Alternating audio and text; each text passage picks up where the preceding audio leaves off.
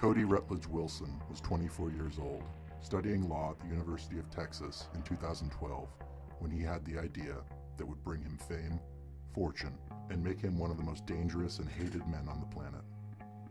Watching the Assange WikiLeaks story, he too wished to use the burgeoning power of the internet to conduct what he called real politics, which cross national barriers, are impossible to contain, and unlike most college-age activism, could actually make a lasting impact on the world. A wiki weapon. To distribute the information about how to make one's own guns in the same way information was being leaked about the unsavory or even criminal practices of the US military. But who would care if diagrams of gun parts and metallurgy tolerances were available? Hell, they already were online. Easily accessible to anyone with 30 seconds and a search engine. Most people wouldn't have the time, energy, intelligence, or money to just buy and use the kinds of tools to manufacture one's own guns at home. But 3D printers. Code could be written to program a printer to simply extrude the parts of a functional gun, couldn't they? No technical know-how required. Just the cost of the printer and some plastic materials. And so with $18,000, Cody and friends set out to create a website to host these 3D files of gun parts and prototype a fully plastic firearm as proof of concept, the first of its kind. Cody knew this would all be great theater, and he could play the media like a fiddle. The gun control crowd would overreact and clamp down on any new boogeyman type of gun. And unlike purchasing a gun legally, no background check would be required. A child could print a gun with no money changing hands and with no one's knowledge, take it to school and commit a mass murder. What tailor-made catnip for Democrat politicians with technically retarded, pearl-clutching baby boomer parents as constituents? Cody called his collective Defense Distributed. It was intended to be a defense contractor, not for governments, but for the American people directly. He set about acquiring a professional-grade 3D printer and posted 3D files for gun parts online. He began taking interview requests in order to raise money and get additional traffic to his site. That's when the 3D printer company he was renting from sent him a notice that they would be confiscating the printer due to Defense Distributed's plans to use their equipment for, quote, illegal purposes. Sound familiar, Patreon? Cody insisted that prototyping guns was not in any way, shape, or form illegal, but they insisted. So Cody replied the way any proud son of Texas would. Come and take it, quoting Leonidas of the brave 300 Spartans when told to lay down their arms by Persian forces. This expression has been popularized in the gun community for fairly obvious reasons. The implication being, you want my weapons? You'll have to kill me and pry them from my cold, dead hands. Defense Distributed acquired a federal firearms license in order to skirt any accusations of illegality for what they were doing by manufacturing gun parts. And in May of 2013, Wilson filmed himself firing the first claimed fully 3D printed firearm. It was goofy looking and only capable of firing one shot before breaking or structurally becoming so unstable as to be extremely hazardous to fire again. Because of the historical nature of this gun, and it only being a single shot, they named it the Liberator. This was in honor of the FP-45 Liberator, which was a single-shot pistol manufactured by the United States during World War II for use by resistance forces in occupied territories. The idea was that thousands of these would be dropped onto occupied peoples, and the Nazis or Italian militaries would never know if some local was just about to walk up behind them and put the little gun to their cranium. It was more of a psychological warfare measure than ever an effective military strategy. Unfortunately, the operation to use the Liberator was never conducted.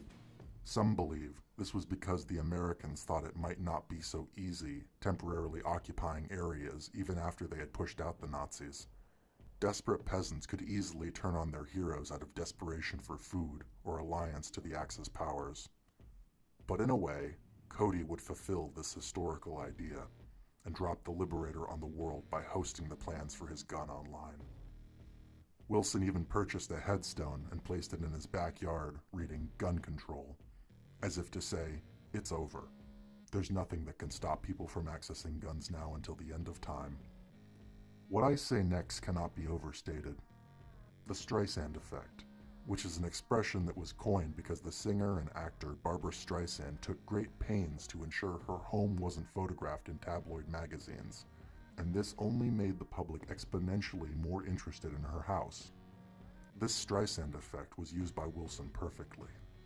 Had the media not overreacted to this monotone, smirking, guns rights activist Texan with radical libertarian talking points, he would not have become famous. 3D printed guns would be a novelty only for the dorkiest of sci-fi nerds well into the next decade. But because journalists and politicians portrayed him as the technological antichrist, they inadvertently created a golem that was their own greatest nightmares. Grasping at straws for ways to shut this project down, the U.S. State Department demanded that Wilson remove the gun files from his website, threatening prosecution for violations of the International Traffic in Arms regulations. This gets a little boring, so I'll summarize.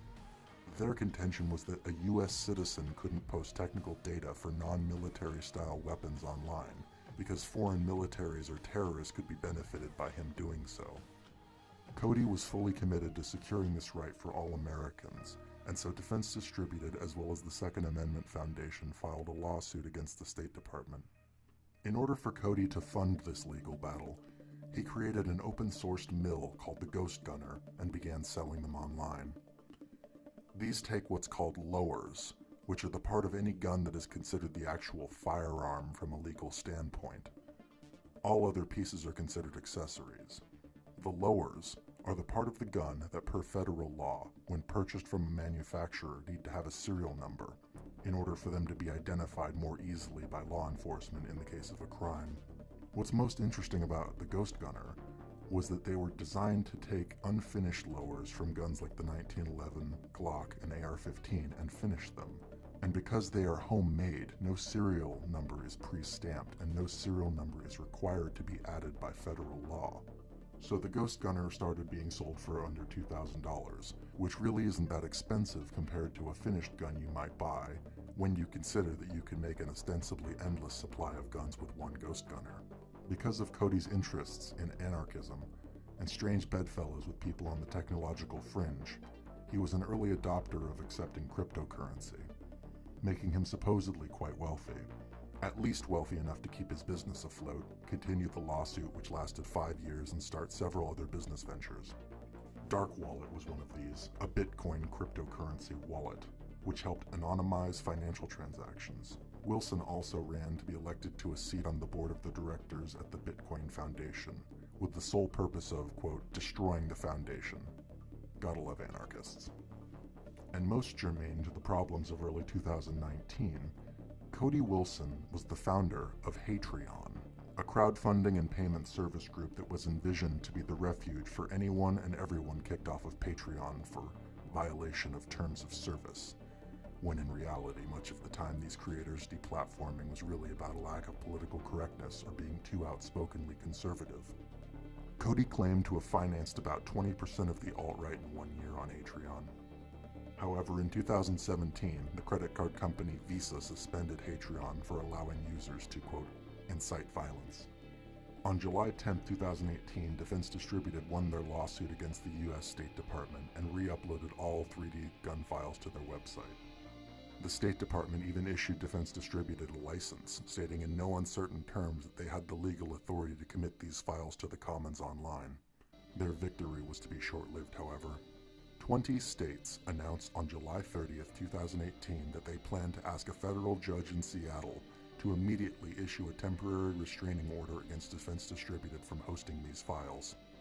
On September 25th, 2018, Cody held a press conference where he revealed that the Washington judge's order stated that although Defense Distributed could not upload files free for download, that they could legally sell the files online, which is what they started doing.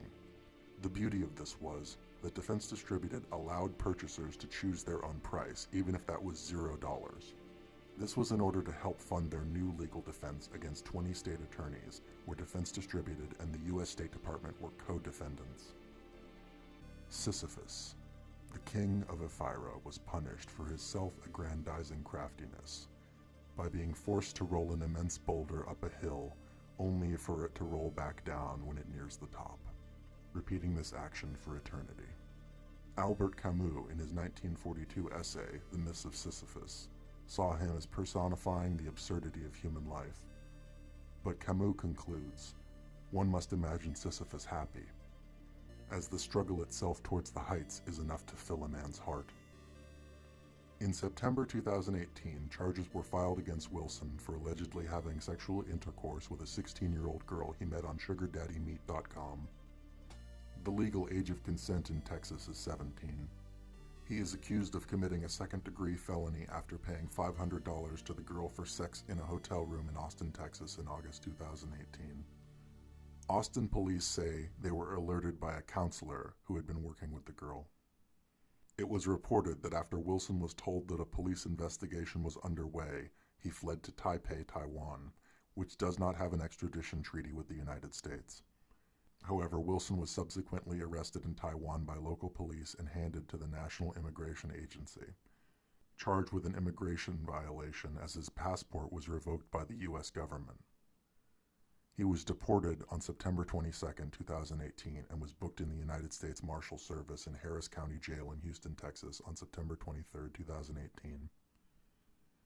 He was released after posting a $150,000 bond. Who knows what Cody Wilson's punishment will be? Who knows what his plans for the future are? But as Albert Camus would say, we must imagine Sisyphus happy. We'll be right back. Who knows what evil lurks in the hearts of men? The shadow knows.